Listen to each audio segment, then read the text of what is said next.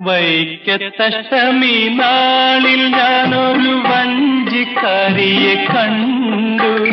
വാഗപ്പൂമരച്ചോട്ടിൽ നിന്നപ്പോൾ വളകിലുക്കം കേട്ടു.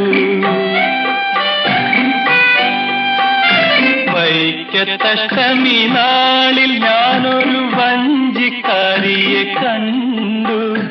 വാഗപ്പൂമരച്ചോട്ടിൽ നിന്നപ്പോൾ വളകിലുക്കം കേട്ടു.